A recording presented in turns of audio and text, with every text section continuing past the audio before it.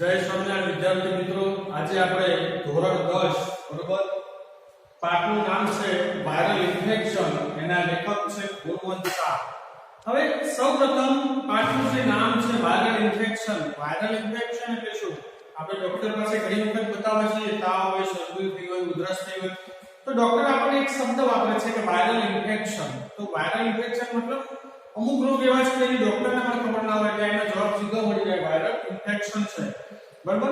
પાઠની શરૂઆત કરતા પહેલા સૌપ્રથમ આપણે લેખક પરિચય મેળવી લઈએ. લેખક છે ગુણવંત ભૂષણલાલ શાહ, વતન સુરત જિલ્લાનું રાંદેર ગામ, વડોદરાના મહારાજા સયાજીરાવ યુનિવર્સિટીમાં એમણે અભ્યાસ કરેલો. બરાબર. હવે આ ગુણવંત શાહની જે કૃતિ છે એના દ્વારા જે રચાયેલી રચનાઓ છે એ પરીક્ષામાં બહુ પૂછાય છે. જેમ કે કાર્ડિયોગ્રામ, રણતો લીલાછમ, વગડાને તરસ ટોકાની, વિચારોના વૃંદાવનમાં, આ બધા એમના દ્વારા રચાયેલા નિબંધ સંગ્રહો છે. વિચારોના વૃંદાવનમાં અને કાર્ડિયોગ્રામ આ બે પ્રશ્ન પરીક્ષામાં પૂછાયેલા છે, કોના દ્વારા રચાયેલા છે. એ સિવાય બિલ્લો ટીલો ટચ અને ચાંદ ભણીની જાત્રા આ બંને એમની આત્મકથા છે. આ પ્રશ્ન પણ પરીક્ષામાં પૂછાયેલો છે. ગાંધીના ચશ્મા, રામાયણ માનવતાનું મહાકાવ્ય અને મહાભારત માનવ સ્વભાવનું આ પણ એમનું મહાકાવ્ય તેમના વ્યક્તિ વિચારના ચિંતન ગ્રંથો છે. બરોબર. ભારત સરકારના પદ્મશ્રી પુરસ્કારથી એઓ નવાજાયેલા છે. હવે આ જે વાયરલ ઇન્ફેક્શન પાઠ છે એ શું કહેવા માંગે છે કે વાયરલ ઇન્ફેક્શન પાઠમાં લેખકે આપણા સમાજની જે મર્યાદાઓ છે એની સામે આંગળી ચીંધી છે. આપણે આપણા આરોગ્યની કાળજી બરોબર લેતા નથી, એના કારણે અનેક રોગો આપણા શરીરમાં ઘર કરી જાય છે. કહેવત છે ને કે પહેલું સુખ તો જાતે ન રહે, પણ આપણે એ સુખનો ભોગવી શકતા નથી. આપણે જ આપણા શરીરને બેડોળ બનાવવા માટે, માંદગી ભર્યું બનાવવા માટે આપણે જ ટેવાયેલા છીએ. બરોબર. ખરેખર અનેક કુટેવો છે આપણા શરીરમાં, અનેક વ્યસનો હોય છે, પણ આપણે આપણા આરોગ્યમાં સુધારો કરવા માટે શું શું કરવું જોઈએ? આજુબાજુમાં ગંદકી થતી હોય તેને અટકાવવી જોઈએ. આજુબાજુમાં ખરાબ વસ્તુ પાન ગલ્લા સ્કૂલોની આજુબાજુમાં હોય એને હટાવવી જોઈએ, પણ આપણે કંઈ કરતા નથી. બરોબર. એના ઉપર લેખકે કટાક્ષ કરી અને લોક જાગૃતિનો પ્રયાસ કર્યો છે. પાઠમાં શું કહેવા માંગે છે કે આપણા શરીરનું ધ્યાન આપણે કઈ રીતે રાખવું. ડોક્ટરો પણ ઘણી વખત બેદરકાર હોય છે. સમયસર જમવું જોઈએ, વહેલા ઉઠી જવું જોઈએ, વહેલા સૂવે, વહેલા ઉઠે, નીર પર બુદ્ધિને તન મતે સુખમાં રહે શરીર, એ નિયમ આપણે અનુસરવો જોઈએ. તો હવે આપણે આ પાઠની શરૂઆત કરીશું. એક જમાનામાં ચીનના લોકો ગામમાં કોઈ માંદું પડે તો ડાક્ટરને સજા કરતા. વિચાર કરો, ચીનમાં એવો નિયમ હતો, ગામમાં કોઈ માંદું પડે તો લોકોને નહીં ડોક્ટરને સજા કરવામાં આવતી. તો ડોક્ટરો અને લોકો બંને કેટલા જાગૃત હશે.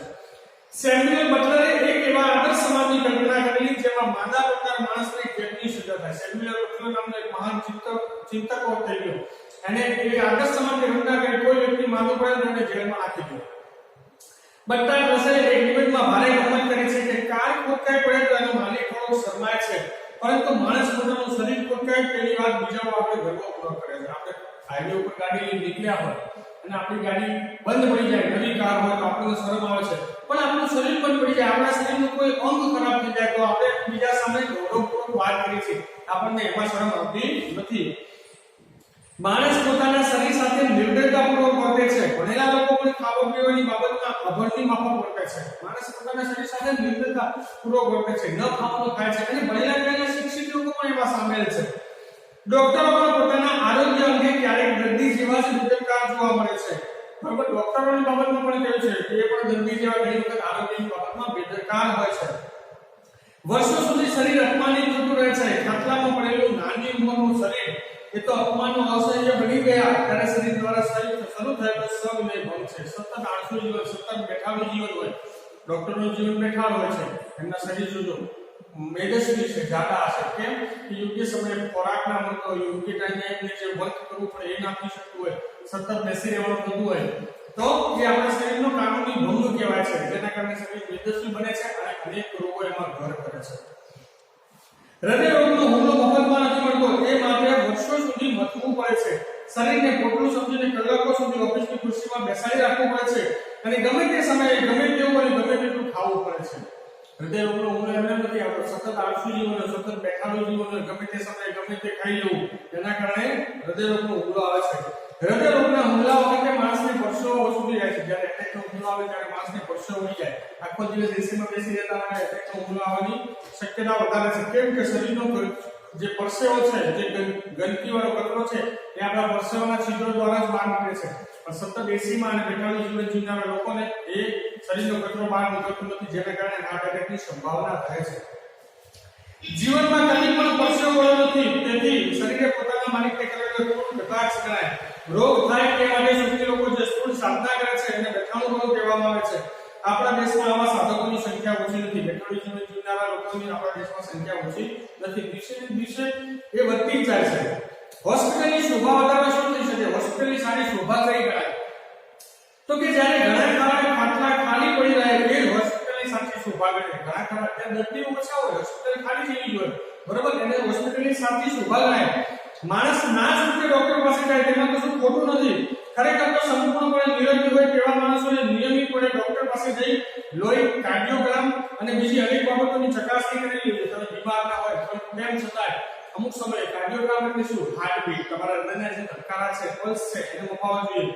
લોહીની ચકાસણી કરાવવી જોઈએ. બીજી અનેક બાબતોની એક વર્ષમાં એક વખત તમારે ચકાસણી કરાવવી જોઈએ.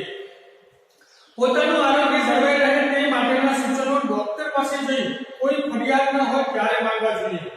દાંતના ડોક્ટર પાસે જઈ કોઈ પણ પ્રકારનો દુખાવો ન હોય ત્યારે પણ સમયાંતરે જઈ આવવું જોઈએ. ડોક્ટર રોગની જાળવણી માટે છે કે આરોગ્યની? આ બીજો પ્રશ્ન કર્યો. ડોક્ટર રોગની જાળવણી માટે છે કે આરોગ્યની? આ પ્રશ્ન ડોક્ટરની કમાણી પર સીધો પ્રહાર કરનારો છે. ઓપીડીમાં કીડિયાનું ઉભરાય તે તો સભ્ય સમાજની શરમ જ ગણાય છે. આજે તમે કોઈ પણ દવાખાને જાઓ તો લાઈનમાં બેસવું પડે છે, એટલા બધા પેશન્ટ હોય છે, તો આપણા સમાજ માટે શરમજનક બાબત છે. અનાથ આશ્રમમાં બાળકોની અને ઘરડા ઘરમાં વૃદ્ધોની સંખ્યા વધે એ તંદુરસ્ત સમાજની નિશાની નથી. આજે આપણા હિન્દુ સમાજમાં તમે જો કેટલા બધા અનાથ આશ્રમો વધી રહ્યા છે, બરોબર છે, વૃદ્ધાશ્રમો વધી રહ્યા છે, તો આપણા સમાજની બાબતે શરમજનક બાબત કહેવાય. સંકટ સમયની સાંકળ છે વૃદ્ધાશ્રમ અને અનાથ આશ્રમ, પણ તેનો વારંવાર ઉપયોગ થાય એ આપણા માટે યોગ્ય નથી. ડોક્ટરને તાવની ફરિયાદ કરનારા દર્દીઓને કારણે આજકાલ બે શબ્દો અચૂકો સાંભળવા મળે છે. એક વાયરલ ઇન્ફેક્શન, બીજું કે વાયરલ ઇન્ફેક્શન એટલે શું? કે મોકલનારના સરનામાનું વગરનું વીપી પાર્સલ. ડોક્ટરને જ્યારે કંઈ ન સમજાય ત્યારે આ બે શબ્દો એની મદદે આવે છે. ડોક્ટરની પાસે આપણે ચેકઅપ કરવા ગયા હોય અને જ્યારે ડોક્ટરને કોઈ પણ શબ્દ સમજાય નહીં ત્યારે આ બે શબ્દો એની મદદમાં આવે છે. ડોક્ટર કહે છે કે તમને વાયરલ ઇન્ફેક્શન થયું છે. વાયરલ ઇન્ફેક્શન મતલબ આ ઋતુ પ્રમાણે તમને આ રોગ લાગુ પડ્યો છે. પણ ડોક્ટરોને આમાં કોઈ જ વાત નથી. જે દેશમાં જાહેર આરોગ્ય આટલું પાંગડું હોય, જ્યાં ઢગલાબંધ વસ્તીમાં જથ્થાબંધ મહામારી તો હોવાની, જ્યાં આપણું આરોગ્ય આટલું પાંગડું છે. અત્યારે આરોગ્યમાં તમે જો પ્રાઇવેટ હોસ્પિટલો વધારે છે, પૈસાથી તમારી સારવાર થાય, માણસનું જીવનનું કોઈ મહત્વ નથી, પૈસા આપણને ઇલાજ કરાવો, બરોબર. જ્યાં જાહેર આરોગ્ય આટલું પાંગડું હોય ત્યાં આવી મહામારી તો રહેવાની. જ્યાં ઇન્સાન અને ઉકરડો અડખે પડખે મળીને સમજી લેતા હોય ત્યાં હોસ્પિટલો પણ ગંદી હોવાની. માણસ અને ઉકેલો જોડે આપણે આપણા ઘરની બાજુમાં જો સ્વચ્છતા નથી રાખી શકતા તો સ્વાભાવિક છે ગંદકી થશે, કે ગંદકીના કારણે રોગચાળો તો થવાની. સરકારી હોસ્પિટલો પણ તમે જુઓ બહુ વધારે પડતી ગંદી હોય છે, યોગ્ય સુવિધાઓ ત્યાં હોતી નથી, એટલે આ વસ્તુ હોવાની.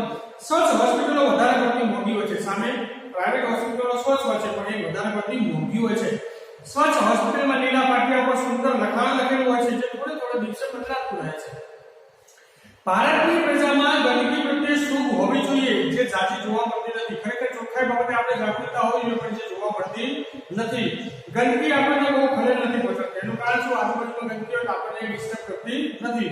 ગંદકીનો અસ્વીકાર દુનિયામાં ક્યાંય જોવા નહીં મળે. દુનિયાના કોઈ પણ દેશ તમે જુઓ સ્વચ્છતા પ્રત્યે બહુ જાગૃત છે, પણ ભારત જ એક આપણું એવું છે જ્યાં સ્વચ્છતા પ્રત્યે કોઈ જાગૃતિ નથી.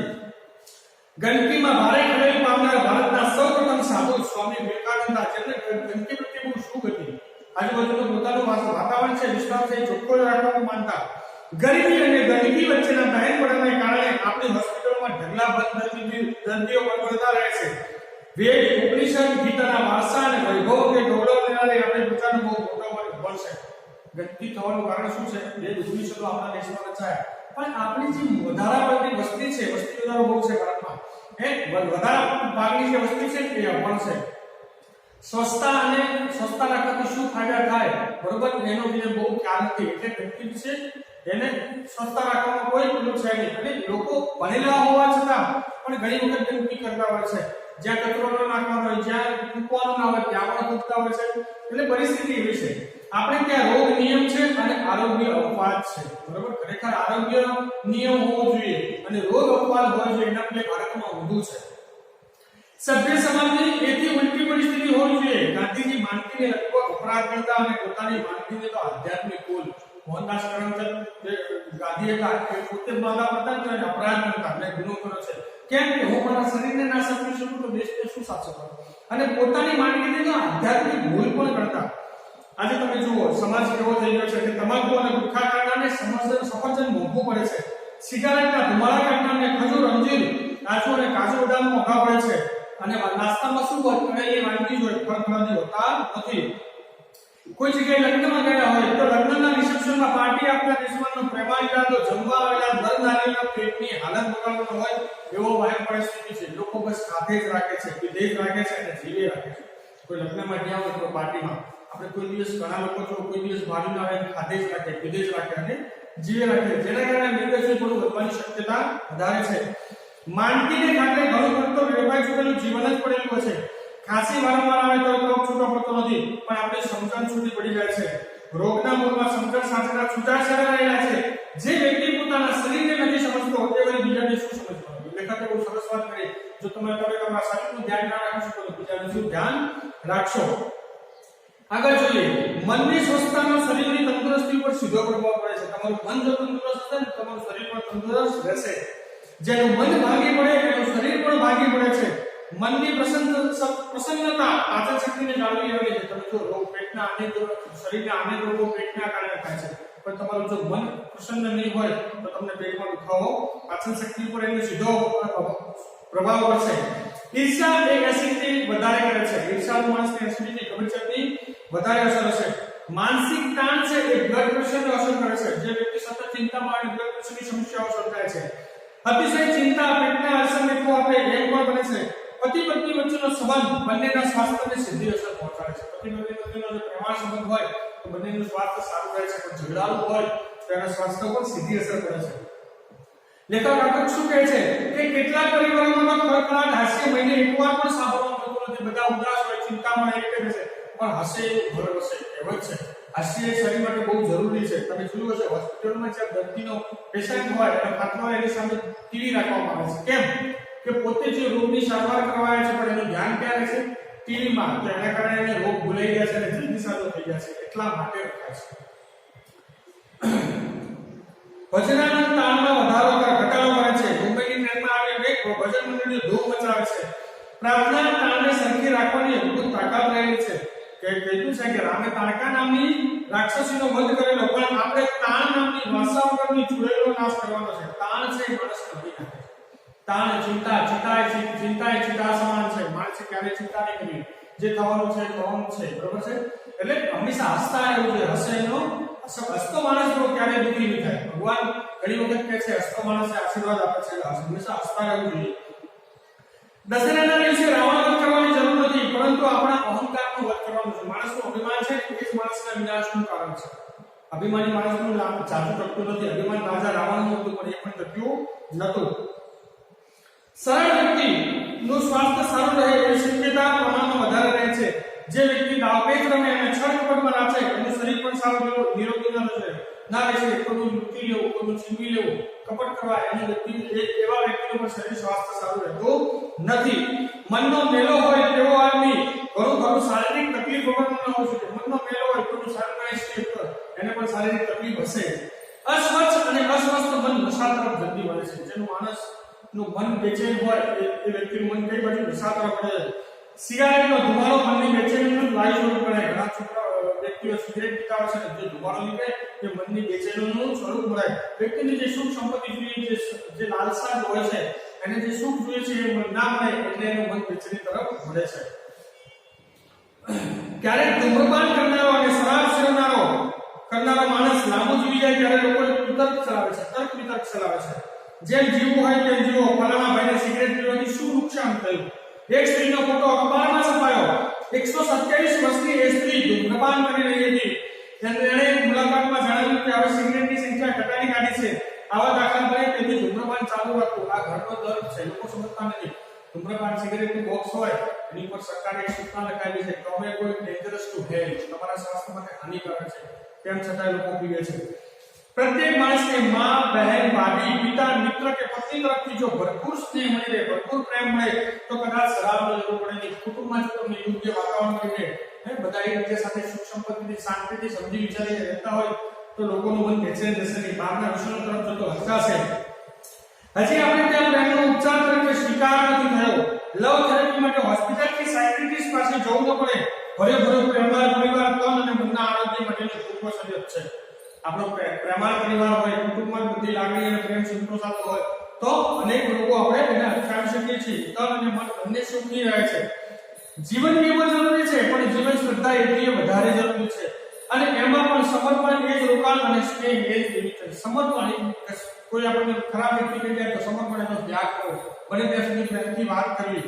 માંદા પડવાનું આપણે માનીએ એટલું સહેલું નથી, માનવી એમની માનવું નથી, પણ આપણે જ આપણા શરીરના દુશ્મન છીએ. ન ખાવાની વસ્તુ ખાઈએ, બરોબર, યોગ્ય સમયે ખાતા નથી, યોગ્ય ખોરાક લેતા નથી, બરોબર, તીખું તળેલું નાસ્તામાં વધારે ખાઈએ છે, એના કરતાં ફળ ફળાદી જ્યુસ છે, દૂધ છે, એવો જો સિમ્પલ અને સાદો ખોરાક લેવામાં આવે તો આપણે આપણા શરીર સાચવી શકીએ છીએ. બને ત્યાં સુધી ગંદકી ન કરવી. કોઈ વ્યક્તિ ગંદકી કરતું હોય તો એને અટકાવવું જોઈએ. સ્વચ્છ ભારત મિશન આપણા વડાપ્રધાન નરેન્દ્ર મોદી સાહેબે શરૂ કર્યું છે, એમાં સહભાગી થઈ અને આપણે જ આપણા હિત ચિંતક બનીએ. બરોબર છે. આ જે પાઠ છે પરીક્ષામાં ઘણી વખત પૂછાયેલો છે કે વાયરલ ઇન્ફેક્શન પાઠ છે શેમાંથી લેવાયેલો છે, તો બરો ત્યાં સુધી જીવો એમાંથી એ લેવાય છે. બરોબર, આનો થોડો અભ્યાસ કરજો. પરીક્ષામાં હેતુલક્ષી પ્રશ્ન પણ પૂછાય છે. બરાબર છે. જય શ્રી